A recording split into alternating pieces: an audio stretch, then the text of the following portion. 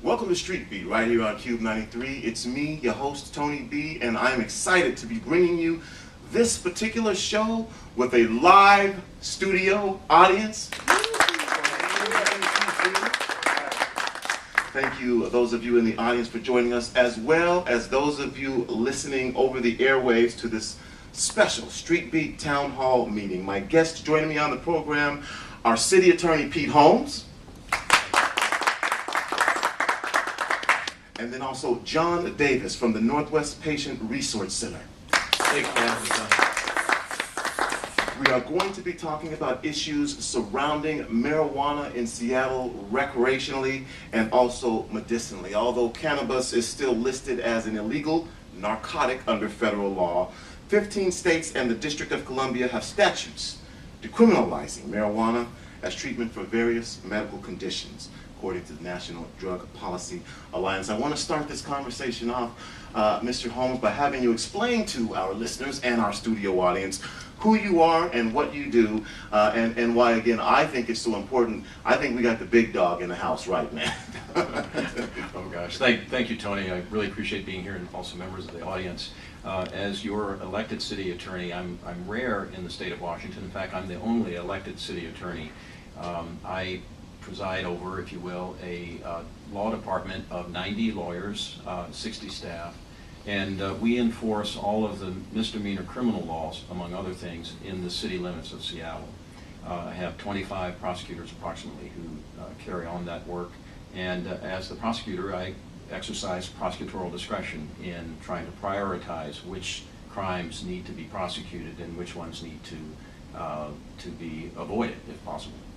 And also, Mr. John Davis. John, can you give us some background on who you are and the extent of your involvement in advocating for marijuana policy?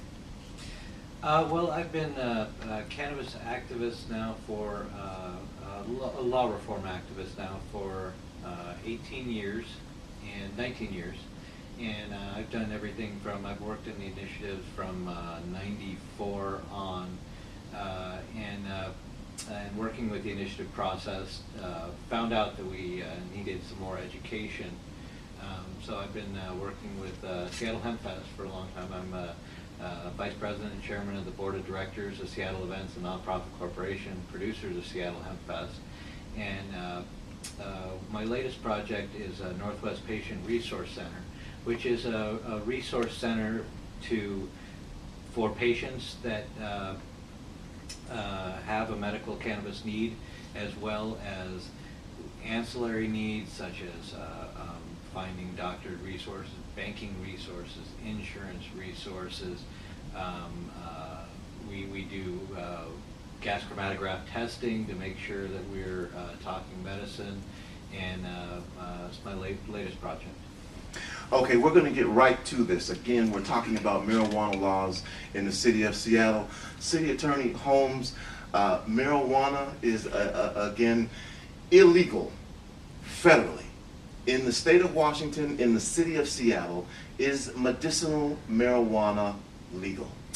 Medicinal marijuana is subject to an affirmative defense on the part of validly authorized users who, after an arrest, can assert their affirmative defense, showing their proper medical authorization. That's a long-winded way of saying it's illegal, subject to an affirmative defense. So what does that mean for us out there, subject to affirmative defense? And we're thinking, well, it's legalized. I get my medical marijuana license, which gives me the opportunity to go get my medication. So I would like a better clarification, if you can. When you say affirmative defense, what does that mean? If you get arrested, there is a defense in place that you can use? Correct. In other words, you don't have, under current law, arrest protection.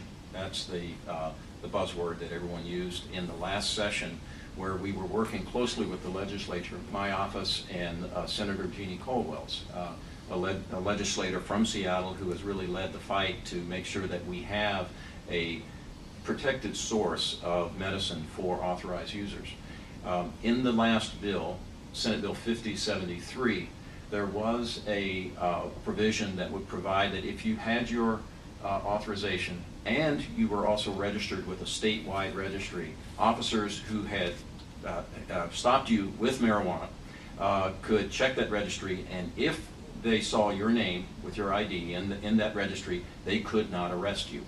Now, unfortunately, even though that passed a bipartisan vote in the House and the Senate of our legislature, they passed 5073, Governor Gregoire vetoed that portion of the bill.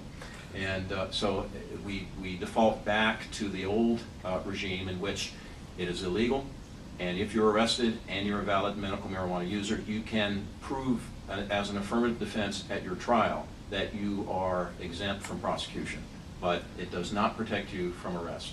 All right, so there is no amount of marijuana, no minimal amount of marijuana that you can have that is essentially legal enough to protect you from being arrested. That's correct. It is essentially a zero tolerance, subject to this affirmative defense. And in fact, Tony, if you have more than 40 grams in your possession, or if there's some other evidence that you intend to distribute it, then that's actually not even just a misdemeanor, that becomes a felony.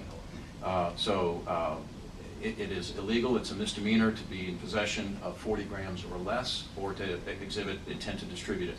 And again, if anything greater than that, you'll be talking to the county prosecutor who could prosecute you for a felony.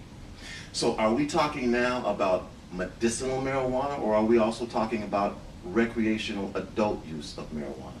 Well, a couple of quick points on that. Number one is we all have to be aware of what is the law in the books. And right now we're all still sorting out, with regard to medical marijuana, what is left after the governor's veto. She did not veto the entire 5073, she vetoed sections of it, and so it's been difficult for all of us in the community to try and figure out exactly what is legal and what isn't. But the way I look at it is that we're ultimately, we need to legalize adult recreational use of marijuana, subject to regulation and taxation. I think that's ultimately where we're headed. But we all have responsibility as leaders right now to make sure that sick people are able to get their medicine. It's going to take some time to get legalization. The federal prohibition is one that will probably take years.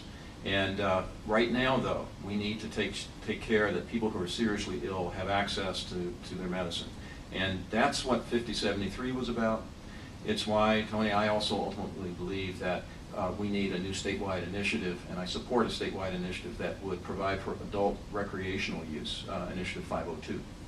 Your stance, again, and you correct me if I'm wrong here, is that you will not prosecute That's right. marijuana cases. Can you explain to us what that means? You bet. In 2009, when I ran for office against a two-term incumbent, marijuana was clearly one of the pressing topics. The city of Seattle had already passed in 2003 by overwhelming majority Initiative I-75, which provided for marijuana to be ranked as the lowest law enforcement priority. And so it was already clear what the will of Seattle was. I, on the campaign trail, said that I would no longer prosecute simple marijuana possession. And there had been some arguments about, well, what does that mean?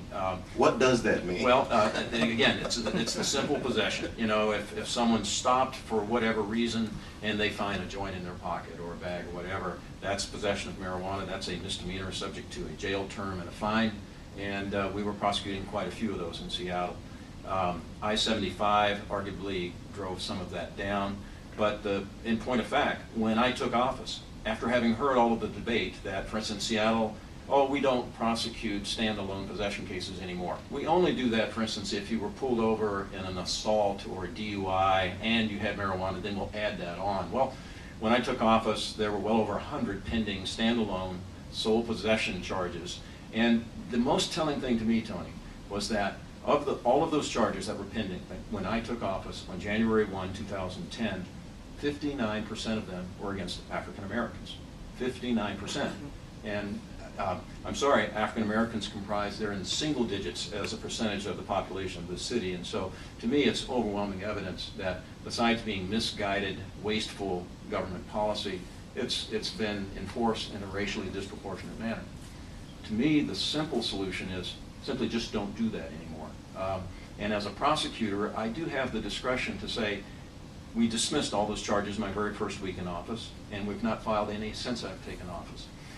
It's been important for leaders to see that, guess what? crime in general across the board in Seattle has been dropping. Still, the world didn't stop spinning. We have learned that we probably weren't enhancing public safety by harassing people for carrying small amounts of marijuana. Now, the problem with this is, of course, that's a prosecutor, and that's your present Seattle city attorney. And it will vary, though, as you go from city to city in this state. It will vary as you go from state to state in this country. And what we need to do, of course, is to change the law. You can't rely on always having a prosecutor who sees that something is misguided public policy, that is racially disproportionate in its impact. And we need to change the law. And to me, the racially disproportionate impact is one of the main reasons why we need to legalize adult recreational use, provided we regulate it for public safety concerns, and we tax it. And all of this money that we're sending, I want to capture some of the hundreds of millions of dollars that we're sending to drug cartels, where, for instance, in Mexico, 38,000 people have been murdered by drug lords in the last 5 years. We're complicit in that. And I believe that prohibition is what is driving that. All we have done is to say, this is illegal, it will not be available to the average citizen, and therefore we have driven it underground. We have handed an incredible monopoly to criminal cartels. That's what we've done. We are cutting off our own nose to spite our face. We should be encouraging what is, in Washington State, the second largest cash crop in the state. We should be encouraging that during a recession. We should be taxing it and trying to use some of those funds to close the revenue gap that we now have in Olympia. We can use those funds for education, for drug treatment. We can take what is at best a drug and mental health problem, public health problem, and take it out of the criminal arena and deal with it the way we deal with alcohol, tobacco, which is a much more appropriate model.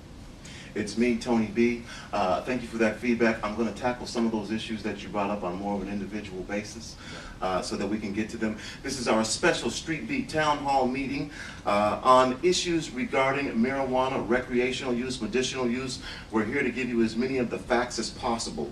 The new marijuana laws are confusing at best to recreational users, to medicinal patients, to dispensaries, and even to law enforcement. One of the questions that I have is, why are we moving in this direction without more clarity of purpose or clearly defined goals? I'd like to talk to you now, Mr. Davis, in regards to Northwest Patient Resource Center. Are you selling illegal drugs? Is that what you're doing? Or do you have a legal business as a dispensary or a collective garden? Well, that's not the way I would put it, but I mean, bottom line, yes. We have we're a membership-driven organization. Now we have our membership. We don't sell, as you call it, to the general public, but we do within our membership for those people that have authorization for cannabis. That's one of the things that we do. We provide cannabis to them, and yes, they do have prices. I mean, they cost me something. And I'm a business owner. It takes me, I have overhead, and I have to have a nod to that. I have to run like any other business. So yeah, as much as I would love to give it away for free, no, there are cannabis sales as one component of what I do.